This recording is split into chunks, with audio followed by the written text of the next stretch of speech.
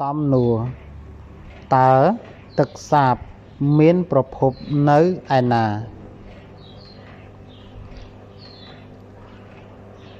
ចម្លើយ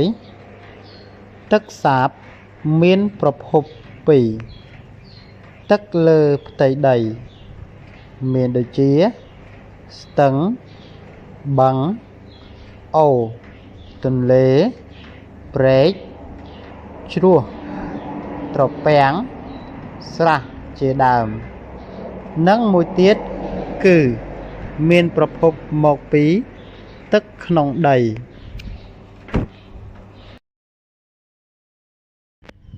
សំណួរចូលរកមូលហេតុដែលនាំឲ្យមានកង្វះទឹកសាបនៅពេលអនាគតចម្លើយមូលហេតុដែលនាំឲ្យមានកង្វះទឹកសាបនាពេលអនាគតមានដូចជាទី1ការកើនកម្ដៅនៅលើផែនដីធ្វើឲ្យមានការរំហួតទឹកនៅផ្ទៃផែនដីយ៉ាងខ្លាំងនិងធ្វើឲ្យកាតិបទឹកកករលាយហូរចូលទៅក្នុងសមុទ្រคล้ายជាទឹកប្រៃទី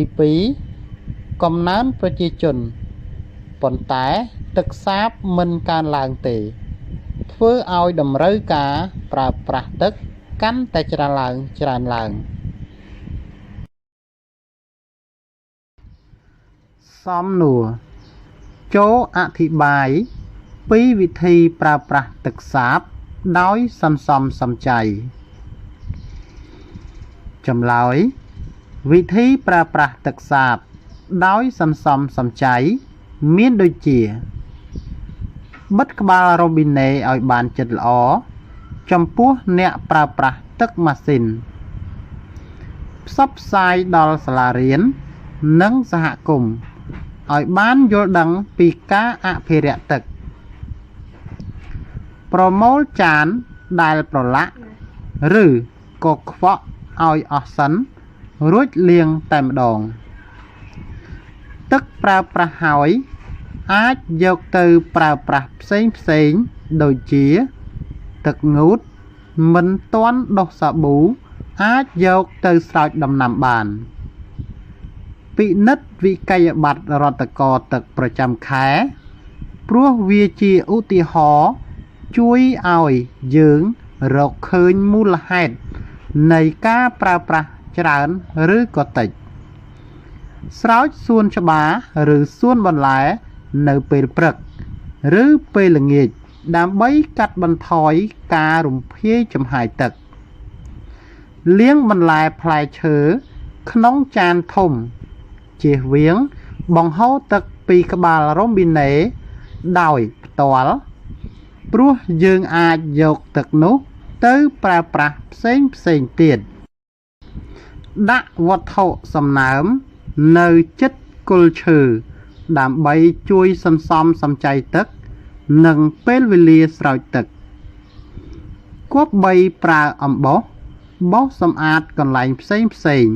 ដូចជាបន្ទប់ទឹកផ្លូវដើររួចទើបលាងទឹកជាក្រោយជៀសវាងការងូតទឹកញឹកញាប់ពេកព្រោះវាអាចជួយសន្សំទឹកបានច្រើន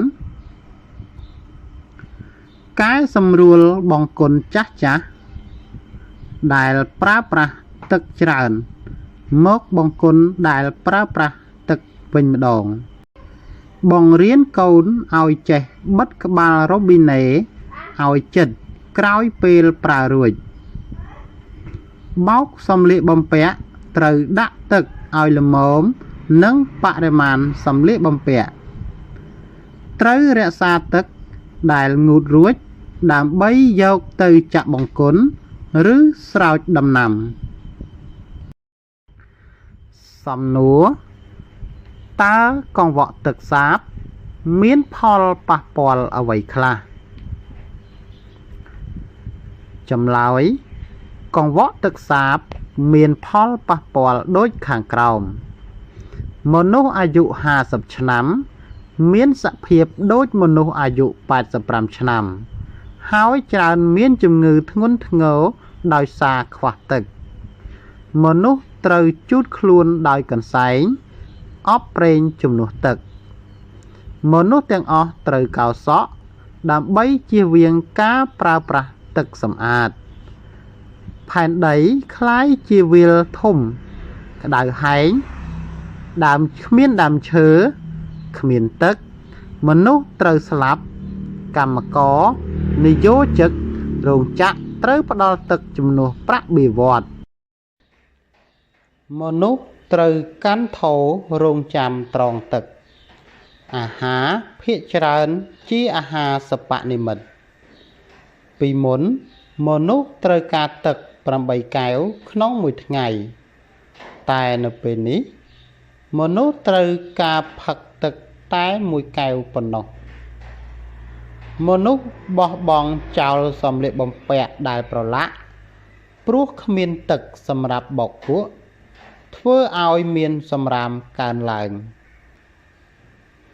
មនុស្សទាំងអស់មើលទៅគួរឲ្យខ្លាចដោយសាររាងកាយគ្មានជាតិទឹកនិងពោរពេញទៅដោយជំងឺដែលបង្កឡើងពីកាំរស្មីព្រះអាទិត្យខ្លាំងព្រោះស្រទាប់អូโซនបាត់បង់មនុស្សជំនាន់ក្រោយខ្សោយប្រាជ្ញាដោយសារបរិមាណអុកស៊ីហ្សែនថយចុះគ្មានរុក្ខជាតិមនុស្សសង្ឃឹមរស់គិតជាមធ្យមគឺ35ឆ្នាំទឹកคล้ายជាវត្ថុដ៏ពិសិដ្ឋ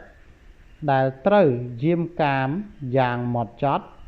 ព្រោះអាចមានសង្គ្រាមដណ្ដើមទឹកគ្នា